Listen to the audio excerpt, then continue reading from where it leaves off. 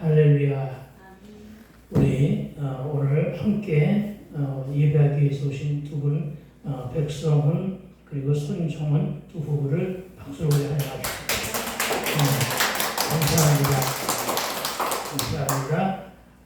바로 정전에 두 분 들어오기 전에 딱 한 3분 전에 두 부부가 딱 들어왔는데 왔다가 들어오자마자 문이 탁 열더니 이 사람 푹 쓰고 들어오더니 이 사람들이 내가 너무나 못생겨가지고 못생긴 사람이 뒤에 있으니까 그래서 인상 푹 쓰고 들어오나 하고 일단 앉길래 기도하길래 기다렸더니만 그냥 붙잡을 수도 없이 벌떡 일어나가지고 나가버리더라고. 그랬어요. 네. 왜 그랬을까? 두말할 것 없이 자리가 너무나 많이 비어서 그랬을까? 글쎄요. 가장 궁극적인 건 나 때문에 그랬을 것 같아. 내가 너무나 아멘. 우리 집사람만 아멘 하네. 감사합니다. 여러분 지금은 사순절 기간입니다. 그렇죠? 각 교회들마다 사순절 기간으로 인해서 여러 가지 장식도 해두고 그런데 우리 교회는 그렇지를 못하고 있습니다. 그러나 그렇다고 해가지고 영성이 없는 것은 아닙니다. 그렇다 해가지고 주님의 임재가 없는 것 또한 아닙니다. 저는 보다 분명하게 이 자리에 분명히 성령께서 함께하고 계심을 믿습니다. 오늘은 사순절에 대해서 간단히 말을 하고요. 그리고 예수님의 공생의 사역 중 가장 주된 사역 중에 하나가 치유 사역입니다. 병든 자의 치료. 그것에 대해서 3편 정도를 묵상하고 그 다음 주부터는 부활절에 대한 설교로 진행하고자 합니다. 미리 예고편을 말씀드린 것이니까 여러분이 말씀을 조금은 묵상하고 오게 되기를 부탁을 드립니다. 그러나 속으로는 묵상하지 않고 올 줄을 다 알면서도 그냥 해봤습니다.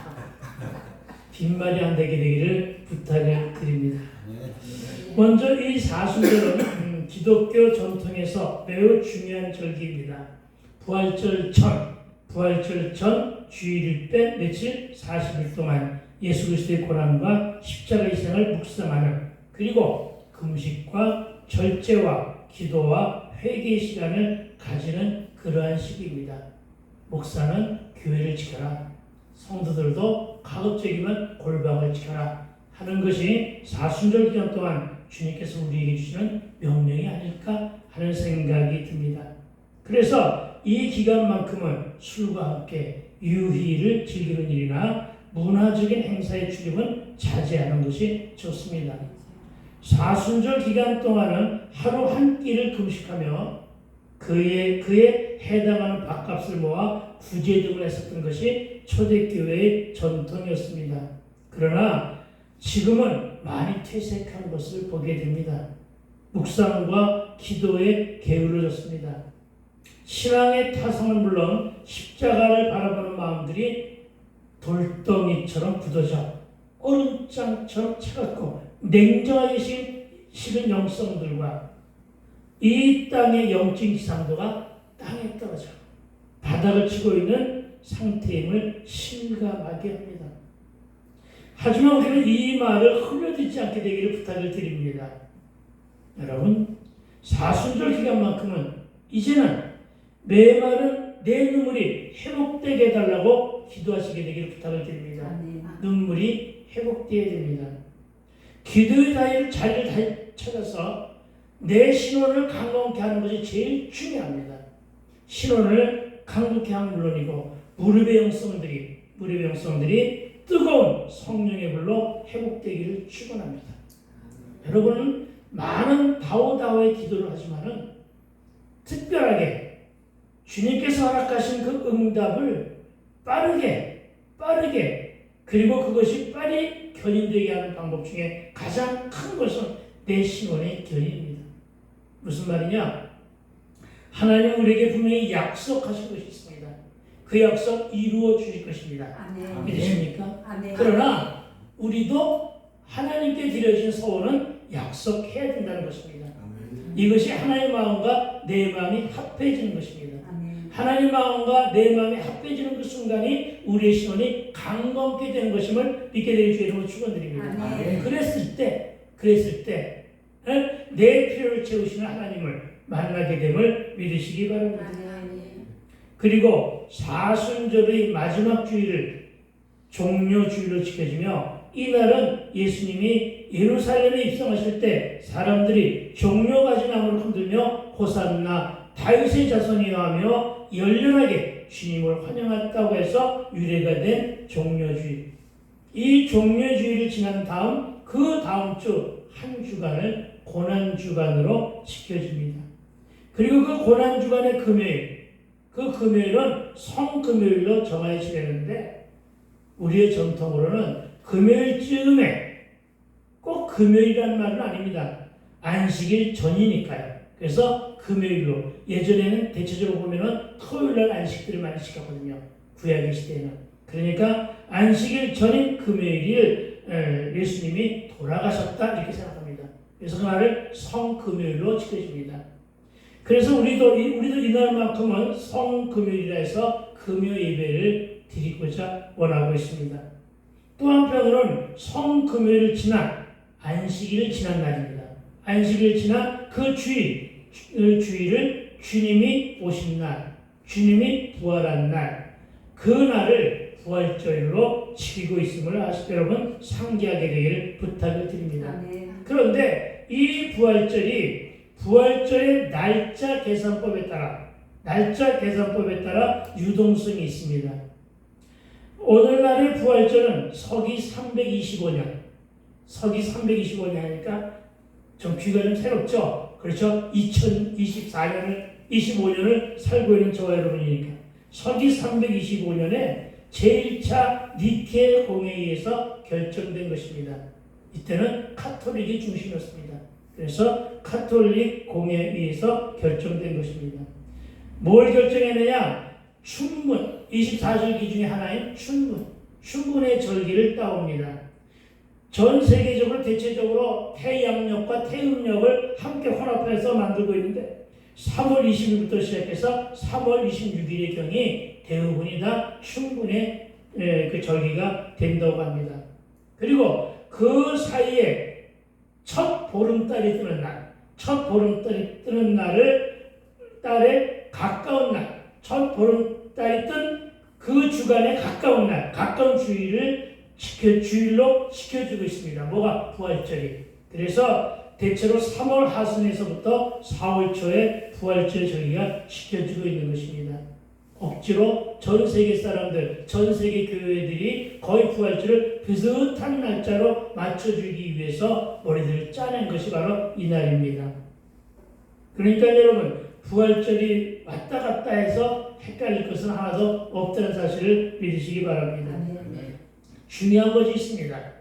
부활절 절기를 맞으면서 가장 중요한 것은 이 부활절과 함께 항상 40이라는 숫자가 공유되고 있는 것을 보게 됩니다. 왜 40이라는 숫자가 이렇게 항상 공유되어 있느냐? 가장 큰 것은 예수님이 공생의 시작 전에 40일 금식한 것 아시죠? 마태복음 4장에 기록되어 있습니다. 40일을 금식하셨다 해서 40일이 중심으로 떠오릅니다. 모세가 며칠을 금식했다고요? 40일을 금식했습니다. 40일을 금식하고 뭐 했는데요? 시내산에서 십계명 등 율법을 받았습니다.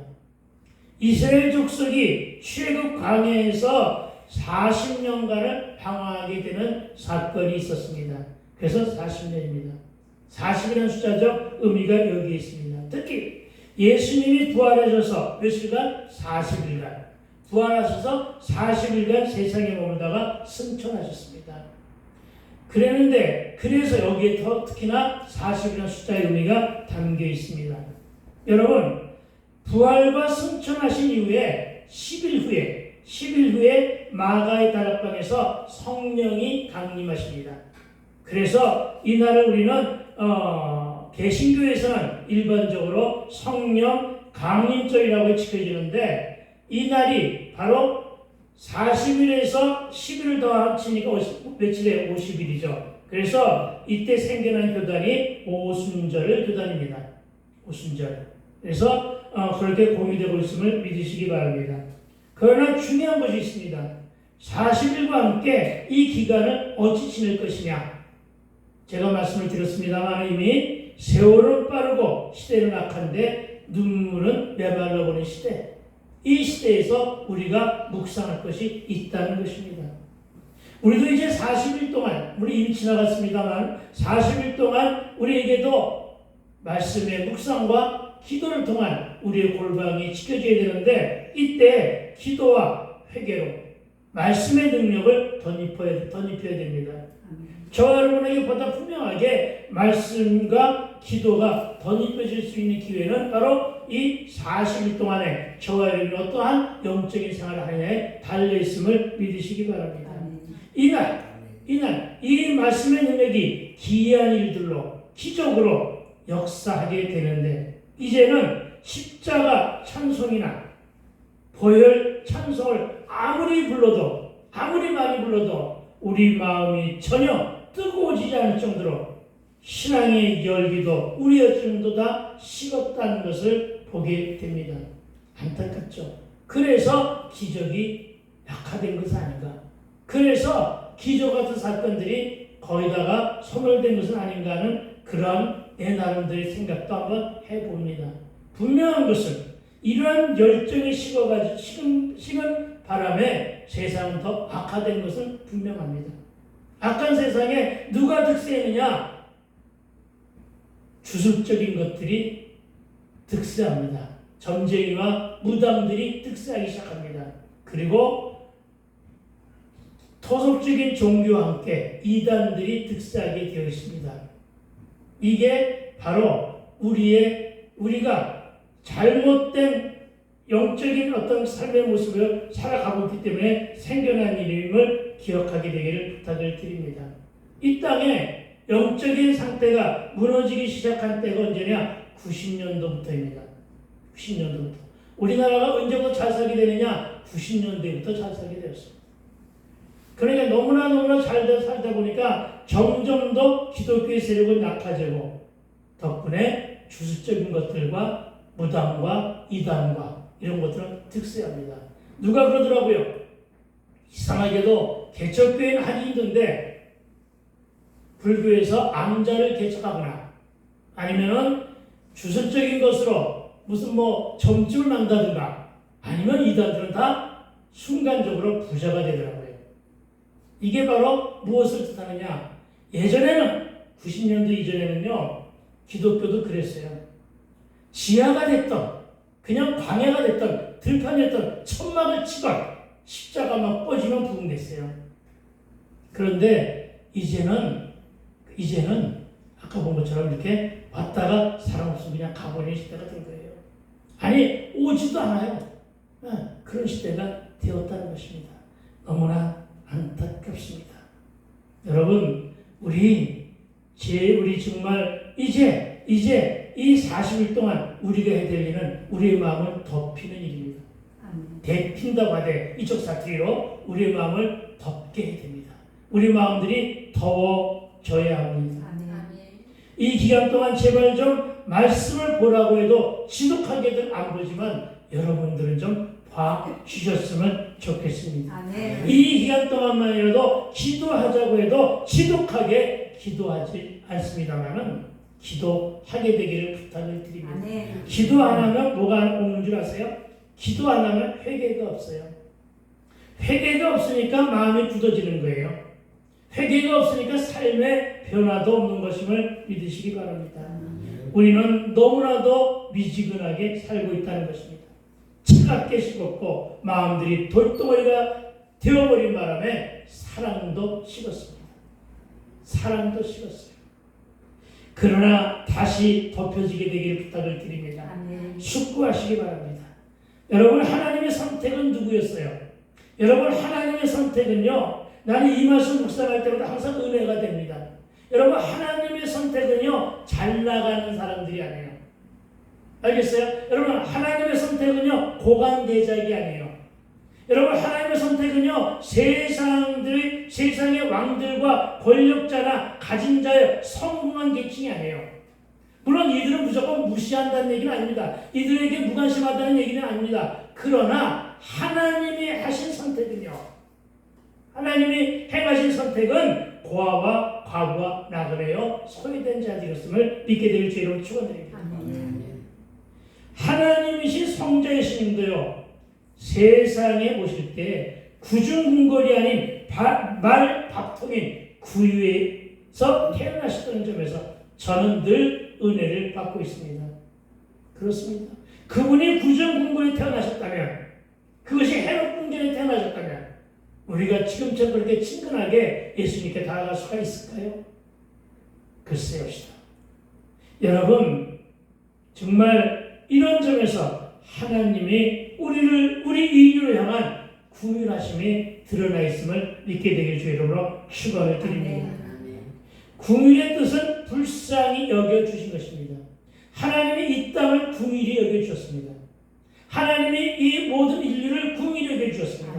그 중에서 저와 여러분인 고아와 과부와 나그네와 소외된 자들인 저와 여러분을 불쌍히 여겨주셨습니다.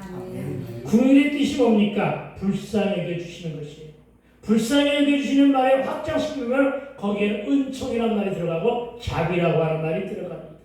그리고 이걸 두루 한꺼번에 묶으면 하나의 단어로 만들어지는데 그 단어가 뭐냐? 사랑입니다. 그러니까 궁휼에서 사랑이 나왔음을 믿으시기 바랍니다. 팔복의 5번째 복이 궁휼입니다. 뭐라고 합니까? 궁휼히 여기는 자는 복이 있나니 그들이 궁휼히 여김을 받을 것이요. 제가 국어선생 출신이라 그런지 저는 이런 말 한마디 한마디를 갖다가 깊이 있게 해석하는 걸 너무나 좋아해요.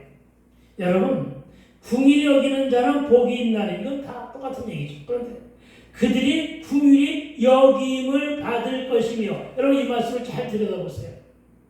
뭘 말하기 위해서 궁휼히 여김을 받을 것이라고 했을까요?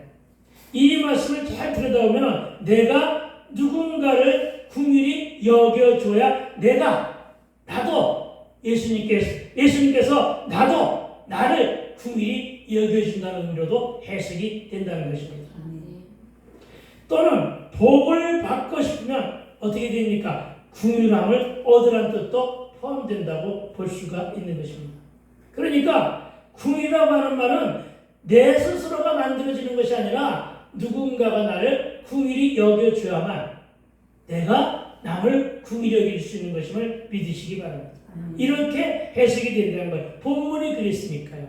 그러니까 궁일은 위에서부터 아래로 내려오는 것입니다. 여러분, 사랑에는 내리사랑은 있어도 치사랑은 없습니다. 치사랑이 뭔지 알죠? 네, 그렇습니다. 마찬가지입니다. 주님이 주셔야만 얻게 된다는 의미가 담겨 있는 것입니다. 뭐가요? 궁일이 여겨주신다는 말은.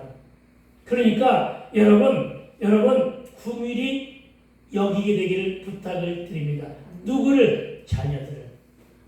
누구를? 나보다 연약한 자들을. 알겠습니까? 그러니까 부부에서는 누구를? 아내를 궁일히 여겨주세요. 그러면 아내가 남편을 궁일히 여겨줄 것입니다. 아멘. 좋아하네. 여러분, 그렇습니다.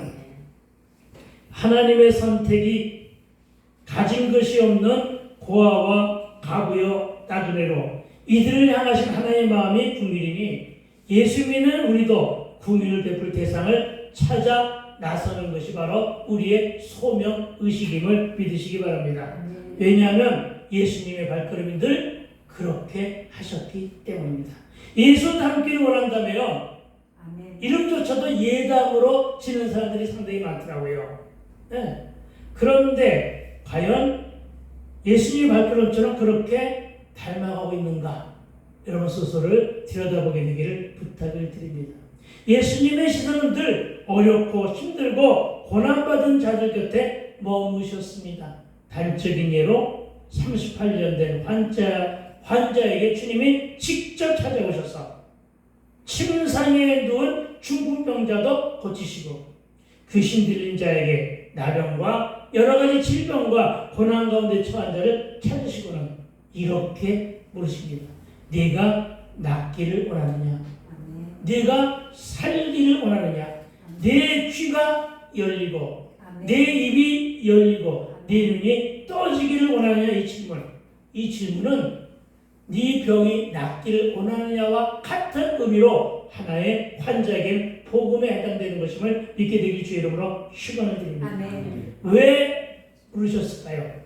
고쳐주시려고. 아멘. 고쳐주려고 부르신 것임을 믿으시기 바랍니다. 아멘. 이렇게 예수님은 병든 자를 향해 긍휼의 마음으로 다가오셨습니다. 그리고 저와 여러분에게 네가 낫기를 원하냐고 불러주시는 그 음성을 듣게 되기를 부탁을 드립니다. 아멘. 여러분의 문제는 무엇입니까? 어떤 사건과 어떤 고난, 어떤 어려움에 직면해 있습니까? 해석 안 되는 사건은 또 무엇입니까? 자녀의 문제는 무엇입니까? 오늘의 제목은 회당장 딸에 대한 치유와 회복에 대한 이야기입니다. 먼저 21절부터 보도록 합니다. 예수께서 배를 타시고 다시 맞은편으로 건너가시니 큰 무리가 그에게로 모이거늘 이에 바닷가에 계시더니. 아멘. 그런데 여러분, 오늘 우리가 본문에서 주목해야 할 은혜의 말씀이 하나 있습니다. 예수님이 건너가시니 무리가 모였다. 아멘. 아멘. 여러분, 우리는 이 말씀에서 긍휼의 마음을 가지고 무리를 향해 오시는, 그것도 일부러 무리를 향해 찾아오시는, 바꾸면 나를 향하여 찾아오시는, 내가 무리니까 나를 향하여 찾아오시는 그 주님을 만나게 되는 것임을 믿으시기 바랍니다. 아멘. 여러분, 많은 사람들이 예수님 만나기를 원합니다. 그런데 환상으로도 만나는 것 좋습니다. 꿈의 계시로도 만나는 것 좋습니다. 그런데 사실 그 주님을 가장 빠르게 만날 수 있는 길은 어디냐? 말씀에 있어요. 성경에 있다고요. 아멘. 왜냐? 말씀이 하나님의 입에서 나오는 말씀이라네요. 아멘. 아멘. 한 사람만 아멘이네. 아멘. 말씀이 하나님의 입에서 나온 계시라네요. 아멘. 그러니까 말의 주인을 찾으면 만나는 거 아니에요. 아멘. 그렇죠? 성경 말씀이 왜 그토록 성경 말씀이 있느냐? 말씀을 통해서 하나님을 좀 만나봐라. 아멘. 예, 귀티를 통해서 오늘처럼 나처럼 이렇게 주어진 말씀 속에서 하나님을 한번 발견해봐라. 아멘. 하나님의 모습을 한번 발견해봐라. 아멘. 천지를 지으셨다고 하는데 꽂혔구나. 천지를 지으셨다고 하는데 천지를 지으신 그 사물에서 하나님의 모습을 한번 만나봐라.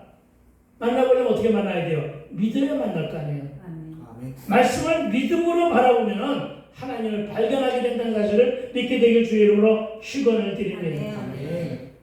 그래서 여러분, 우리는 늘 기록된 말씀에서 해석과 적용을 통해 주님을 만난 일로 묵상의 재미를 더하게 되는데, 여러분, 말씀은 살아있고, 아멘. 여러분, 말씀은 생명이 있다고 믿는다면 주어진 본문에서 주님의 시선을 한 몸에 온통 받게 되기를 부탁을 드립니다. 아멘.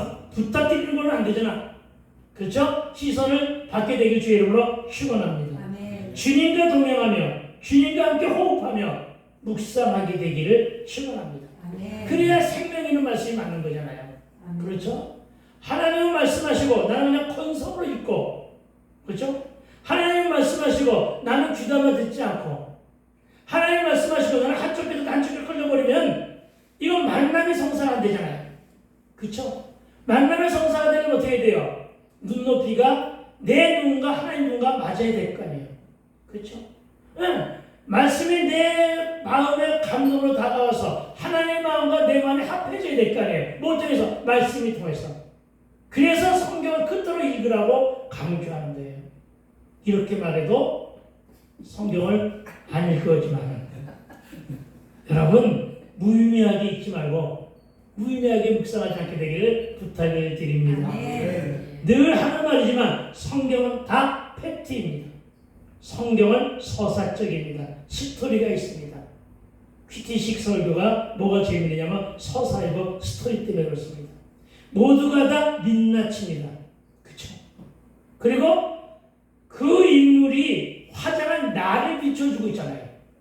그렇죠? 말씀, 내가 내 잣대로 말씀을 비추는 것이 아니라 말씀이 나를 비추는데 말씀은 민낯이란 말이에요. 나는 화장했단 말이에요. 나는 가면을 썼단 말이에요. 말이에요. 나를 해치했단 말이에요. 그런데 말씀이 나를 보니까 뭐가 깨달아져요? 나의 본래 모습이 깨달아지는 거예요. 아멘. 네, 내 죄가 깨달아지는 거예요. 아멘. 아, 내가 내 인생을 잘못 살아왔구나. 아, 내가 거기서 실수했구나. 아, 내가 거기서 가지 말아야 될 길을 갔구나. 아멘. 이런 것이 깨달아지니까 뭐가 나와요? 회개가 되는 거예요. 아멘. 눈물이 나오는 거예요. 그래서 말씀 묵상이 상당히 소중하고 중요한 것임을 믿게 되길 주의로 축원드립니다. 왜냐? 성경에는 없는 이야기가 없어요. 그리고 성경에 있는 인물이 됐던 인물이든 우리든 모든 인생사는 다 대동소이예요. 거기서 거기예요. 비슷해요. 네, 성경에 나온 역사가 지금 다시 반복되고 있잖아요. 같은 거예요. 아시겠어요? 하나님의 구속사에 들어가 있으면 하나님의 구속사 안에 나를 발견하게 되면 이런 점을 발견되게 된다는 사실을 믿으시기 바랍니다. 아멘. 그리고 본문의 이 무리들은 예수 소문을 듣고 따라다니는 군중들을 말합니다. 사람의 수가 많아 큰 무리라고 표현하는데 주님은 이들에 대해서 반응을 하셨습니다. 이 무리들을 향하여 반응하셨습니다. 그 반응한 성경 구절을 찾아보기를 소망합니다. 여러분 찾지 마시고 내가 읽어드릴게요. 그러니까 좀 친절하거든요. 요한복음 6장 37절과 39절은 이렇게 기록되어 있습니다. 먼저 37절입니다. 아버지께서 내게 주시는 자는 다 내게로 올 것이요 내게 오는 자는 내가 결코 내쫓지 아니하리라. 아멘. 아멘. 예수님께서 그렇게 말씀하신 건 하나님이 몰아서 성령의 인도가 될건 지발로 왔건 간에 온 사람들은 하나도 놓치지 않겠다. 항상 붙들고 함께 가시겠다는 건데 내쫓지 아니하리라 하시네요. 네, 내쫓지 아니하리라 하시네요. 네 믿음이 약해 해서 내쫓는 게 아니란 말이죠. 알겠어? 너는 믿음이 없구나 해서 내쫓지 않는단 말이에요. 알겠어요? 네가 거짓 주성이로 살았구나 안 내쫓는단 말이에요. 알겠어요? 회개시켜서 새 사람 만들어 주죠. 안 내쫓는다니까요. 가장 기근한 얘기가 야곱 아니에요. 속이는 자 야곱. 그렇죠? 그가 그의 입술로다가 네가 누구냐 하니까 나는 야곱입니다 하면서 자신이 야곱처럼 산 죄인이라고 고백했잖아요. 하나님이 감싸내시고 얼굴을 보이셔요. 그래서 분이엘이라고 얘기가 나오는 거예요. 알겠어요? 이것을 믿으시기 바랍니다. 39절 나를 보내신 이 뜻은 내게 주신 자 중에 내가 하나도 잃어버리지 아니하고 이거예요. 내게 보내신 이의 뜻은 나를 보내신 이는 하나님이잖아요. 아버지 하나님이잖아요. 나를 보내신 뜻은 내게 주신 자 중에 내가 하나도 잃어버리지 아니하고 마지막 날까지 마지막 날에 다시 살리는 이것이니라. 그러니까 예수님이 부활하신 이유도 나를 다시 살리기 위해서 나에게 부활의 생명을 맛보게 하기 위해서 예수님은 군중이 왜 나와? 군중이요 무리인 우리를 데리고 다니시는 것임을 믿게 되길 주의로 축원드립니다. 저는 주님의 변치 않은 이 지독한 사랑을 오늘 본문에서 발견합니다. 나를 잃어버리지 않겠다 하시고 마지막 날에 다시 살리신 이것이 바로 하나님의 뜻이라는 것입니다. 그렇다면 잃어버리지 아니하고 마지막에 다시 살리신다고 하는 것은 무엇에 대한 약속일까요? 구원에 대한 약속임을 믿게 되어 주의 이름으로 축원을 드립니다. 아멘. 무슨 말입니까? 예수님을 보내신 분이신 하나님의 뜻은 다시 살리시는 일이요, 치유하시고 회복시키는 일이고 구원을 선물로 주는 일임을 믿게 되길 주의 이름으로 축원을 드립니다. 그리고 이런 궁일하심과 이런 예수 사랑 때문에 예수 사랑의 손길이 닿는 이마다 치유되고 회복되는 것입니다. 낫고 싶으십니까? 예수님의 손길을 감각적으로라도 느껴보게 되기를 부탁을 드립니다. 저는 여러분이 이 주님의 사랑을 안다면, 안에 깨달았다면 속히 주님 앞으로 나와야 한다고 늘 선포하고 다닙니다. 여러분, 무엇이 고장나 있습니까? 망가진 일상들과 병든 육신과 상한 마음을 들고 주 앞으로 나와 위로받게 되길 주 이름으로 축원을 드립니다. 본문은 모여있는 사람들을 여전히 무리라고 호칭하고 있습니다. 그것도 큰 무리라고 말합니다. 그런데 이들은 왜 이토록 큰 무리를 지으며 따라다녔을까요? 그 이유는 이들이 기적을 보았기 때문입니다. 그런데 여러분은 왜 교회에 오셨고 왜 예수를 믿고 있습니까? 기적을 보기 위해서입니다. 같습니다. 똑같습니다. 알겠습니까? 예전의 사람들도 기적을 보기 위해서 예수를 따르는 무리였고 오늘 저와 여러분도 기적을 보기 위해서 예수를 따라다니는 무리들이라는 사실을 믿으시기 바랍니다. 중풍병자도 고치시고 귀신 들린 자도 고치시고 손 마른 자도 고치셨으며 심지어는 광풍도 잠재해 주신 기적을 맛본 무리들이 예수님 주변에 있는 무리들이었습니다. 그리고 그 은혜와 치유와 회복을 내가 체험하기 위해서 여러분 스스로가 교회에 왔고 여전히 예수를 따르고 있다는 것을 믿으시기 바랍니다.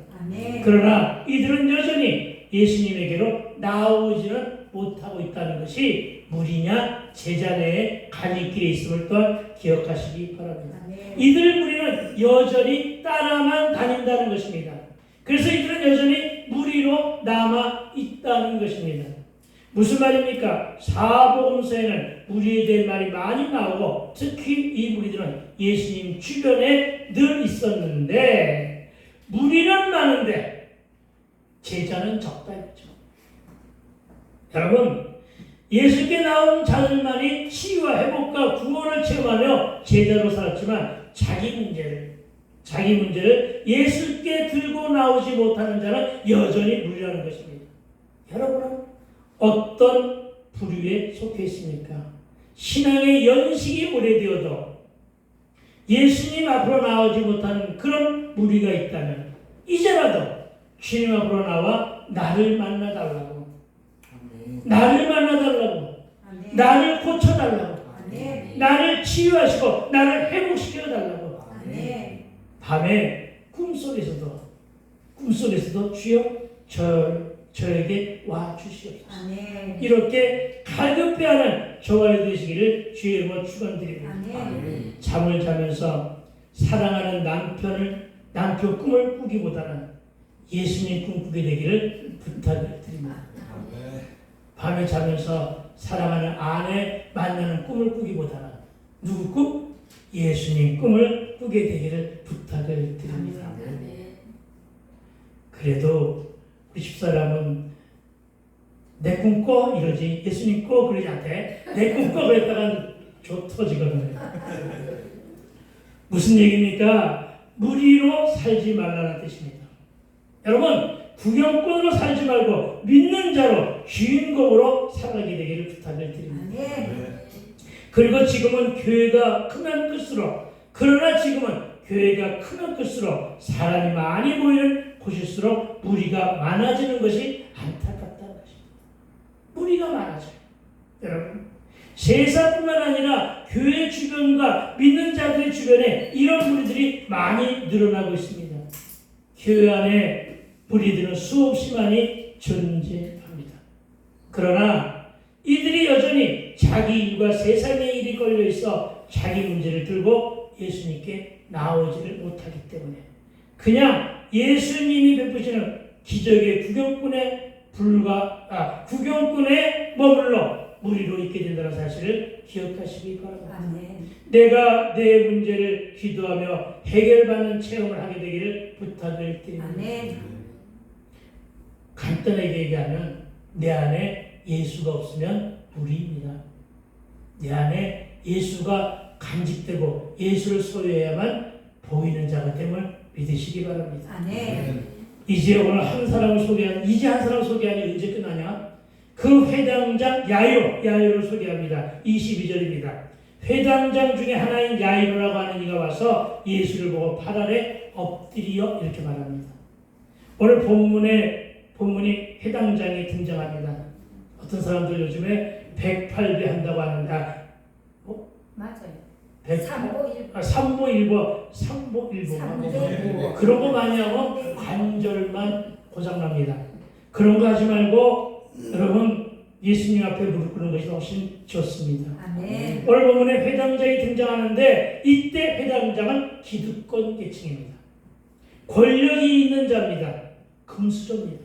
등 따시고 배부른 계층입니다. 이생의 자랑거리가 많은 계층일 것입니다. 자식 자랑에 날이 새는 줄 모르는 사람들일 것입니다. 그러나 이때만 해도 예수님은 여전히 가난한 목수의 아들에 불과했습니다. 치유사역과 베푸신 기적으로 요즘 막 뜨는 존경받는 랍비요, 팬덤을 데리고 다니는 인기스타입니다. 선생으로 많은 무리를 몰고 다니는 그런 분이었습니다. 그리고 이 많은 무리 중에 회당장이 있었던 것입니다. 그런데 그 무리들 중에 한 사람이 회당장에게 영적인 감각이 있었던 것입니다. 그에게 안목이 있었던 것입니다. 사람을 알아보는 안목.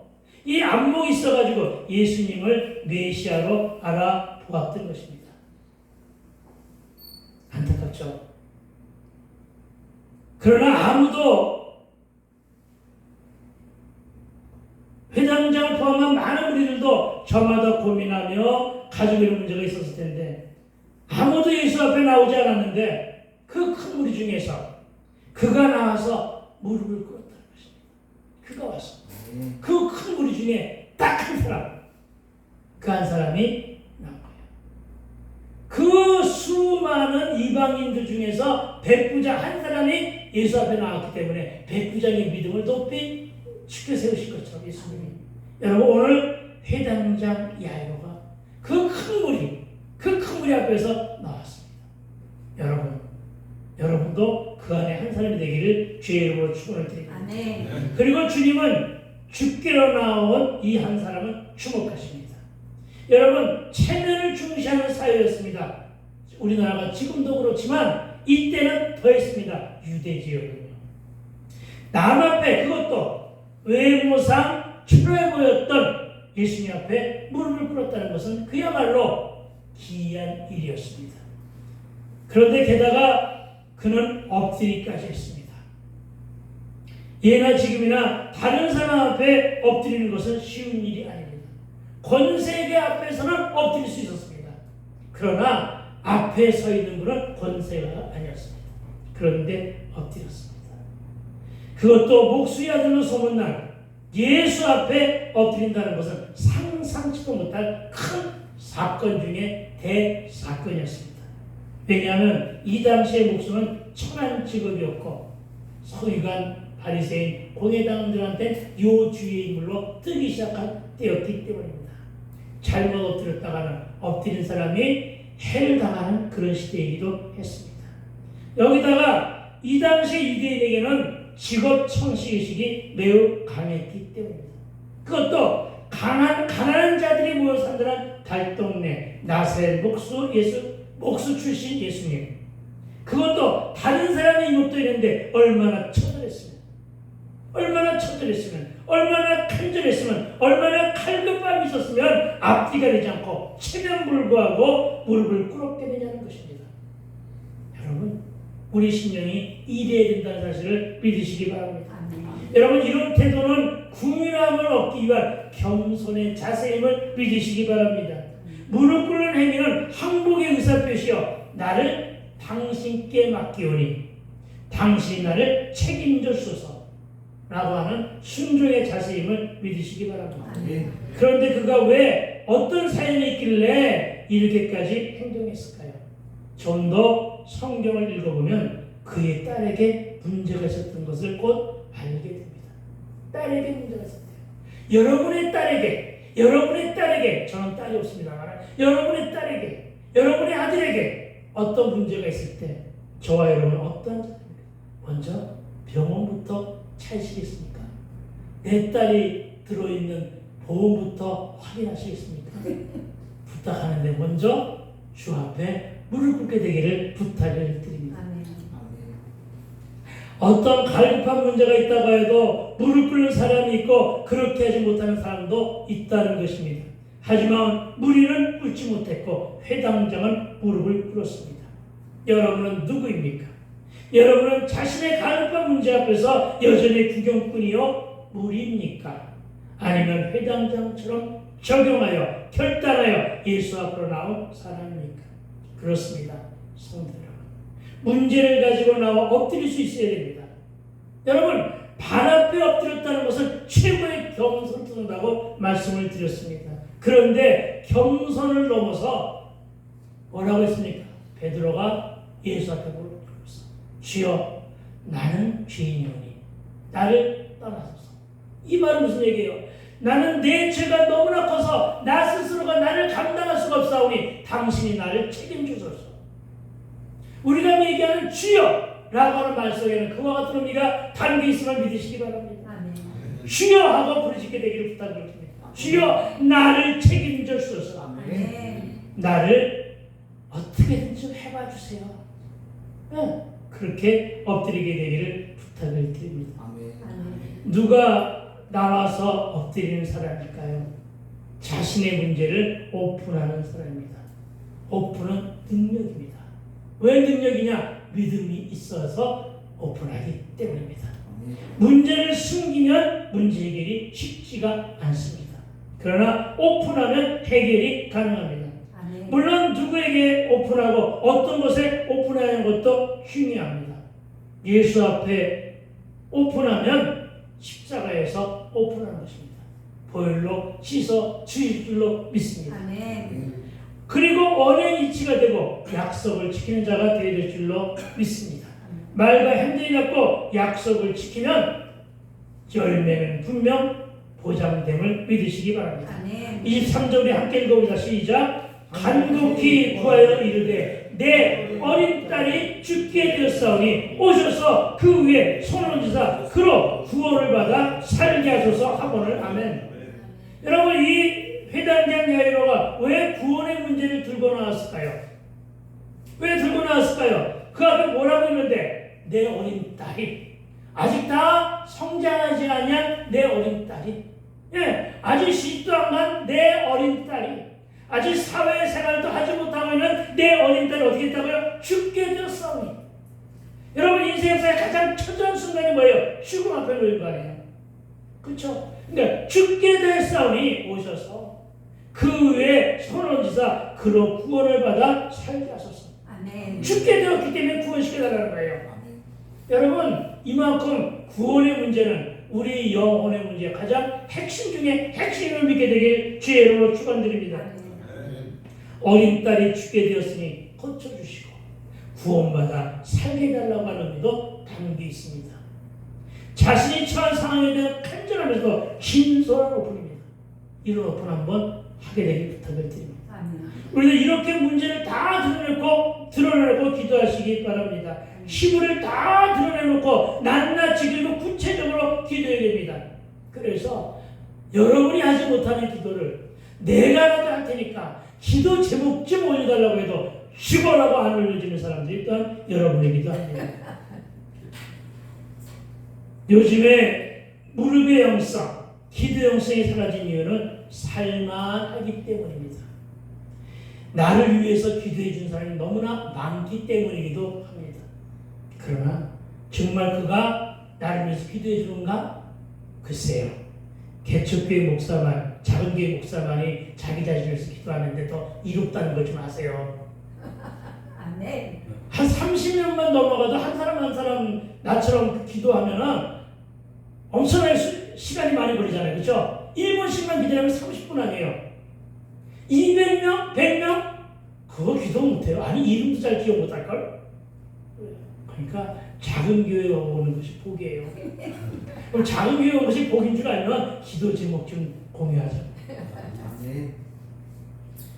여러분, 새벽에도 기도하지 않은 이유도, 평일에 교회를 찾아 기도하지 않은 이유도, 구제도 헌신도 섬김도 더 나아가 희생하고자 하는 마음도 없는 이유는 살만해졌기 때문입니다.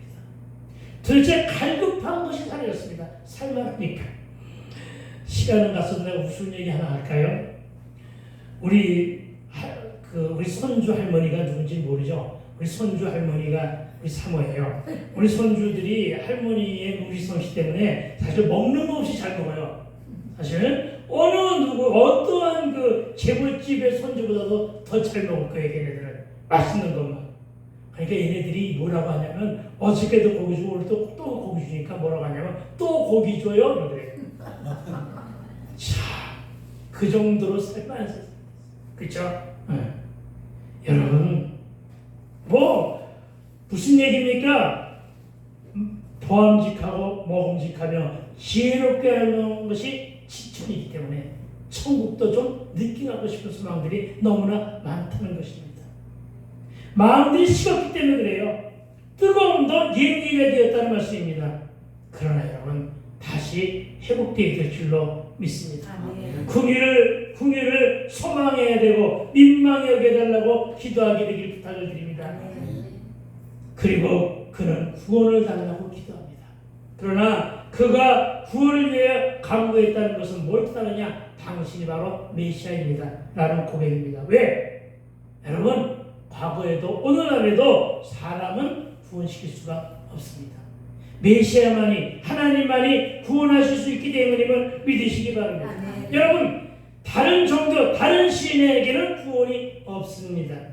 오로지 우리 주 그리스도 예수 그리스도만이 구원이 있다는 사실을 굳게 믿게 되기를 주의 이름으로 축원을 드립니다. 아멘. 사업이 어떤 위기에 직면해 있다거나 가출하고 부도나고 쫓겨나고 그래서 내 인생 내 삶이 위기라고 해와 달과 별이 떨어지는 사건과 만났고 물과 불의 사건 속에서 숨조차 쉴 수 없는 사건을 만났었고 또 자녀가 시험에 떨어졌다거나 병에 걸려 수술을 받게 되었다거나 어떤 문제와 상황 사건으로 위기의 상황에 놓여 있다고 하는 것들을 다 죽게 되었다는 것과 같은 맥락으로 적용하게 되기를 부탁을 드립니다. 아멘.